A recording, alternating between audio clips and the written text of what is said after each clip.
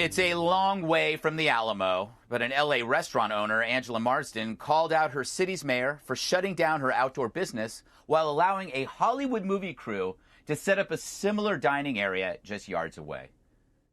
I'm losing everything. Everything I own is being taken away from me. And they set up a movie company right next to my outdoor patio. They have not given us money and they have shut us down. We cannot survive. My staff cannot survive. Tell me that this is dangerous, but right next to me as a slap in my face, this is safe. 50 feet away, Mayor Garcetti and Gavin Newsom is responsible for every single person that doesn't have unemployment, that does not have a job, and all the businesses that are going under. And we need your help. We need somebody to do something about this. Now, if she were a famous actress, she'd be working. She's not, so LA's nannies closed her down.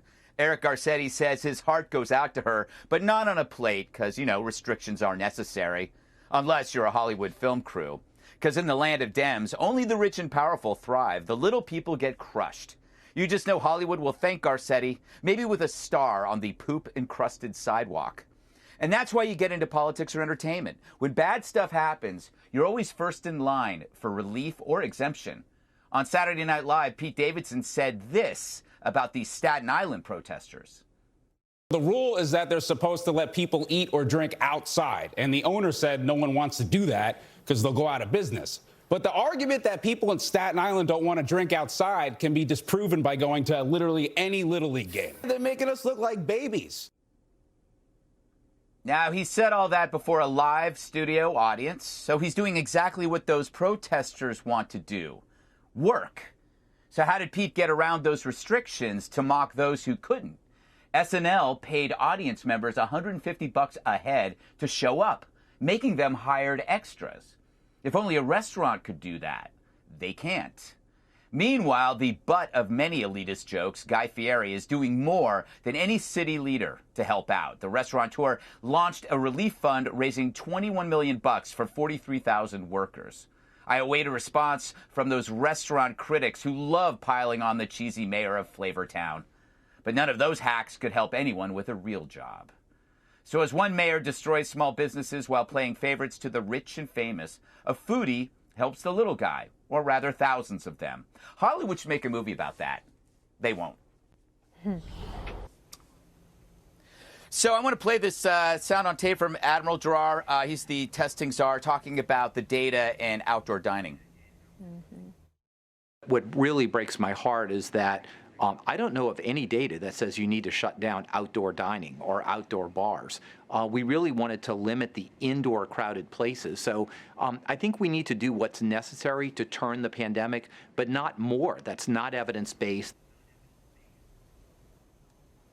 So, Dagan, why do politicians adhere to this idea if there's no data behind it? Does data not matter?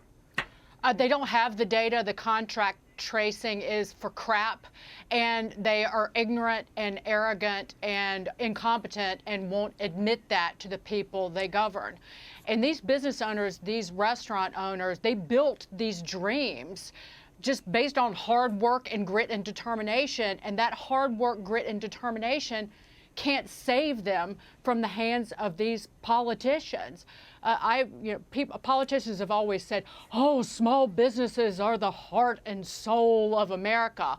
Well, they don't have hearts and souls, so how in the hell do they know what they're even talking about? I was raised the child of small business owners. My parents ran a small wholesale grocery in the South, in the rural South, and they always knew, because of their size, that politicians didn't give a cold damn in hell about them because they weren't lining their pockets. So the big got ginormous and the small, as you said, got trampled on. My mother knew that it took other small business to try and save their own. And that's what, right before she died, she said this: I wish I was rich so I could give it all away. And anybody who has a job, who hasn't missed a paycheck, that's exactly what we're all doing. Meantime, these politicians need to get their asses fired. You know, Dana, getting that's a pretty great idea. $150 ahead to go watch a show, and because you get around all the regulations by hiring them as extras. Pretty sneaky.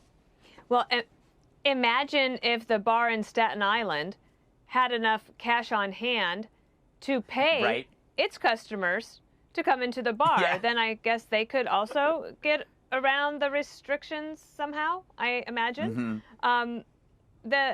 It's interesting, Admiral Giroir says his heart is breaking. Angela Marsden's heart is obviously broken, and 9 million people have watched that on YouTube. Eric Garcetti says that his heart is broken. If everyone has broken hearts, American, we can do something about it. I know we'll talk a little bit later about help that could come from the government, but I do feel like something is happening, Greg.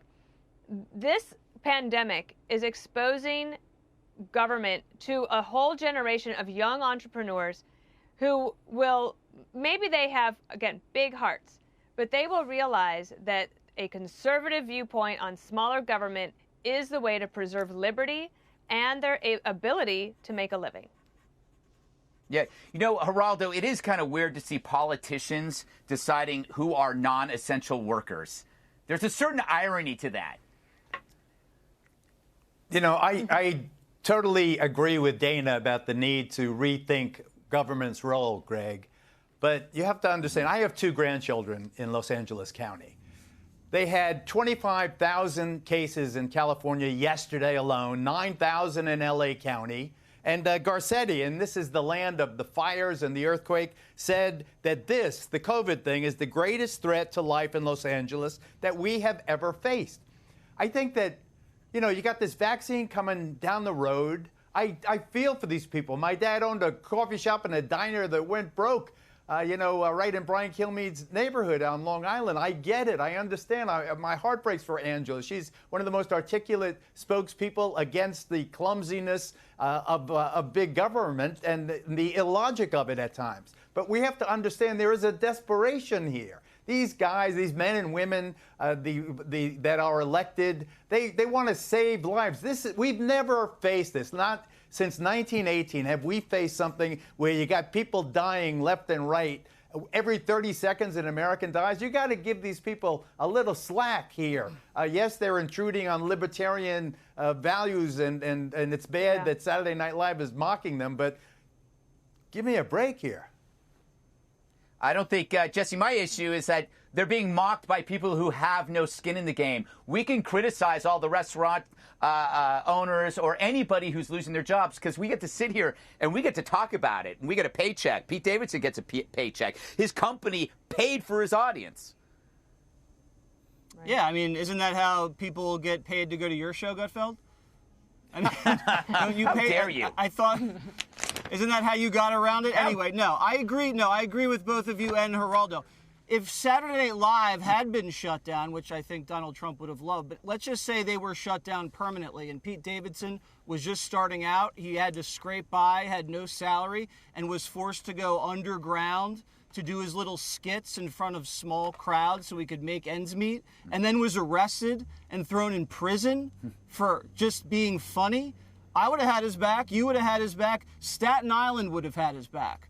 But the same thing's happening to pub owners, and he doesn't have their back. And to Geraldo's point, Geraldo, you can protect the sick, but you also have to protect the healthy. And right now, you're having politicians basically create a COVID caste system where some people are treated like peasants and the rest are treated like royalty. So if you're an actor, you can eat outside, but if you're not an actor, you can't eat outside.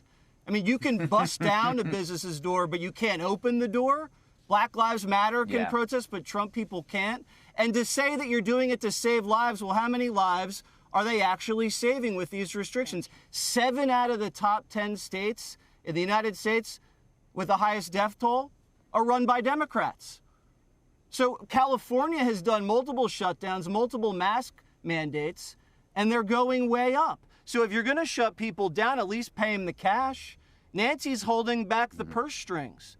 They're playing with what, $1.5 trillion?